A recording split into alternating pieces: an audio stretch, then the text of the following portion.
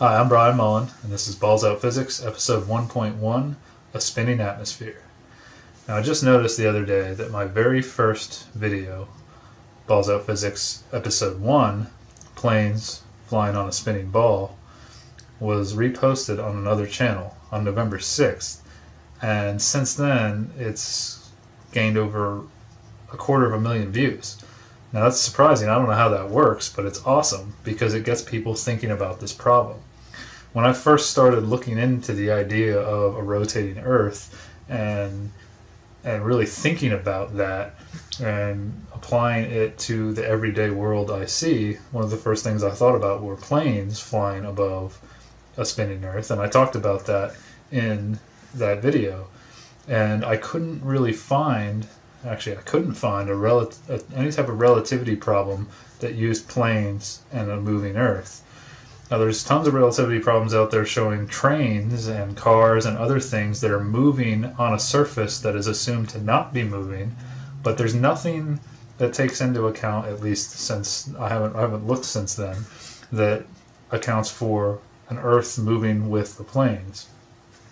Now, if you scroll through the comments on that video, I posted a link to where my video has been reposted. People saying the same thing that even I said, is of course the air slows the plane down, because my argument was an object in motion stays in motion unless acted upon by an outside force. So what's slowing the planes down? Because I said the atmosphere, I didn't make the statement, which I should have done, about my assumption of an atmosphere spinning with the Earth. How can that be?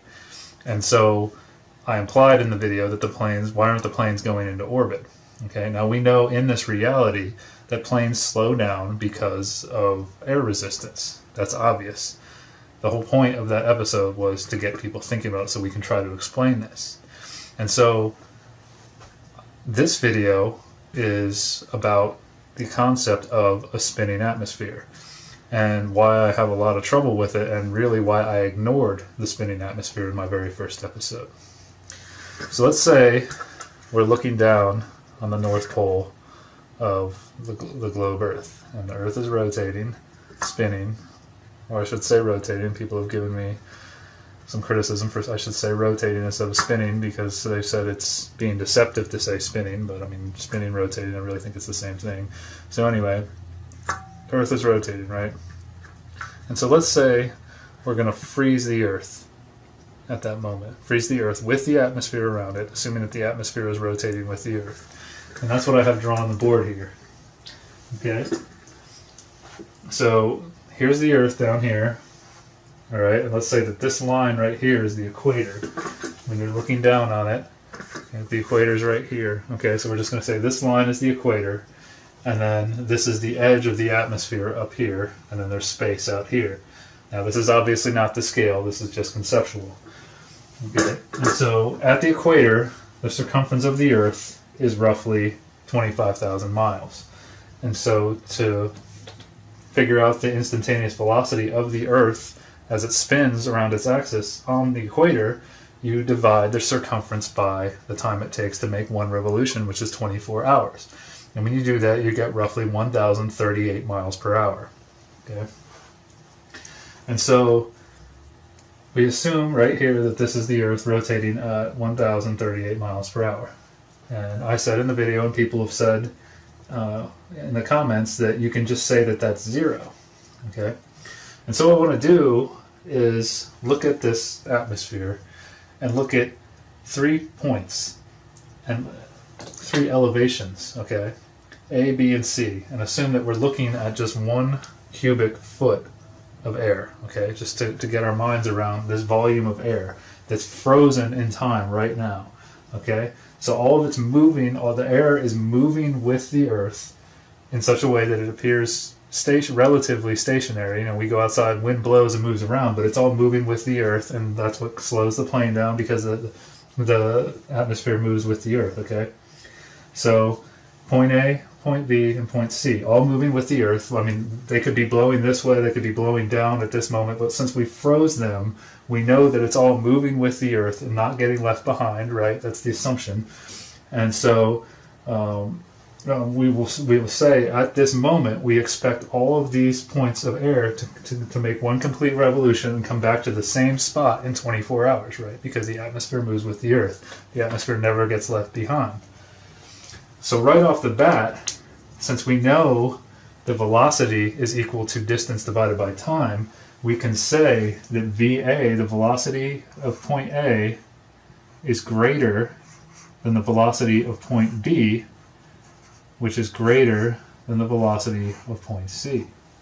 Because point A has a longer distance to travel in 24 hours than point B, and point B has a longer distance than C, because the circumference of their path is greater, right?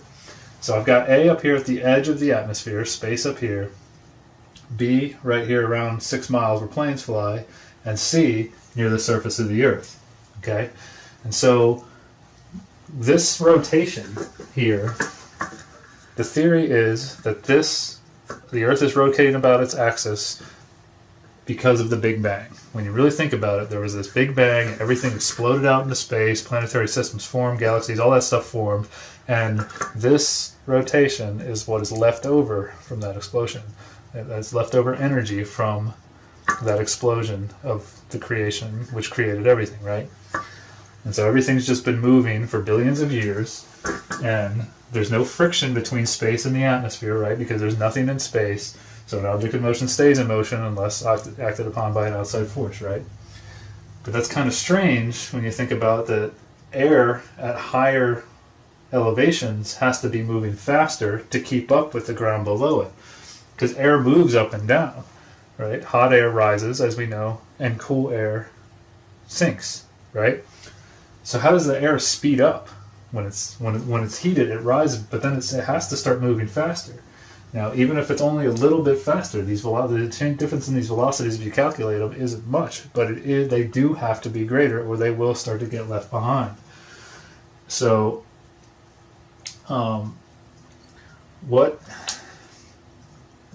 that is explained, I don't know. I haven't really found anything to talk about how the air has to be moving faster.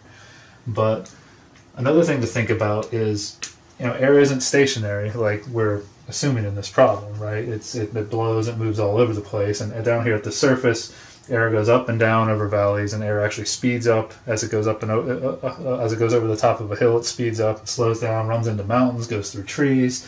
There's things flying around in the air, different pressures. All kinds of stuff is happening internally as it all moves with the atmosphere. Now, I would think that eventually something's going to have to give it a nudge to keep it moving with the Earth, so to say. The energy would be lost, okay? But not to mention that, there are things that enter our atmosphere. There's meteors, all kinds of stuff is constantly is supposed to be entering the atmosphere from outer space. So that is pushing back on the atmosphere and wanting to slow it down.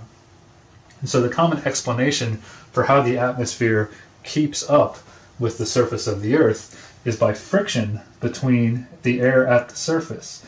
Let me use a red marker for this. There's friction here pushing back on this cubic foot of air down here that's at the surface. And then that's transferred through internal friction, for internal shear forces within the fluid, because air is essentially a fluid, okay? It has viscosity, and so these internal shear forces are transferred all the way up throughout the layers of air, right?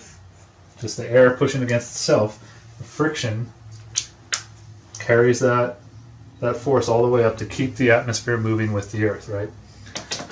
Well, the problem I have with the thing doesn't make sense to me, and this is why a lot of this is why I ignored it in the first episode, though I didn't explain it, is when you create friction, you create heat. You rub our hands together. It's actually kind of cool here today. Rub my hands together to warm them up. That creates heat. Heat is essentially kinetic energy. And so when something creates heat on the Earth, or when the Earth is heated by the sun, where does that heat go? Well, if you watch Balls Out Physics episode 4.1, I talked about how the accepted explanation for how things don't just get hotter and hotter and hotter is that it radiates out into space, right? So heat from the Earth radiates out into space, into infinite space, and is lost forever. So this process right here, this friction process, the shear force process, creates heat, and that heat is escaping. Therefore, this whole system would be losing energy, wouldn't it? And so we say that heat is really kinetic energy, and kinetic energy is equal to 1/2 mass times velocity squared, right? And so this kinetic energy, I assume, is going down. The kinetic energy of the atmosphere is going down because it's losing heat. And since I hope we're not losing mass to infinite space, not losing our air, that leaves only velocity to go down.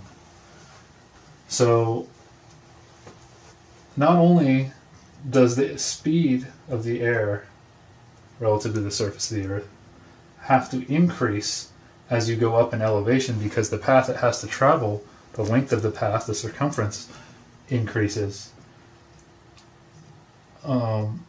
We also have this problem with losing energy.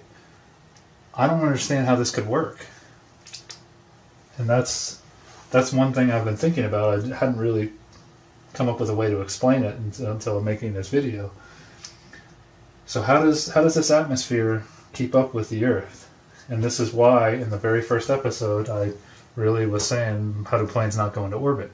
Because how does the atmosphere, in a sense, keep up with the Earth? I probably should have made this video first. So that's how I feel about this. Please keep the discussion going. I'm going to post a comment on the repost of my first video saying that I made another video to keep this discussion going, because that's what this is all about. It's just talking about this world. And if you agree with my analysis, or you don't, or you just want to keep the discussion going, please go to the video. I posted a link in the description below, and like my comment so it'll get bumped to the top so people can see this video, and then we can keep this going to figure out what's going on here. Because really this increase in velocity that you have to keep up with the Earth doesn't make sense, and then the heat loss to me. Another thing a lot of people have said is you can set the velocity of the Earth equal to 0, right? Because of relativity, we just say that the Earth isn't moving for the plane problem, right? But if VC, right at the ground surface, is roughly 0, I mean, it is a little bit above the surface, so it would have to be slightly faster than 0 because its path is slightly longer if you go to the center of a foot. That's just getting too far into it, though. So if we say VC is 0, then VB and VA both have to be greater than 0 to keep up with the Earth, or they'll get left behind in 24 hours. So how does it all work? How do these things blow and move all over the place but still keep up with an Earth that's rotating? How does that work? There's just too much going on. It doesn't really make sense for all this movement to be happening, but us to go outside and experience this relatively stationary air that we experience every day. So that's my thoughts on this. Please keep the discussion going, and until next time, peace.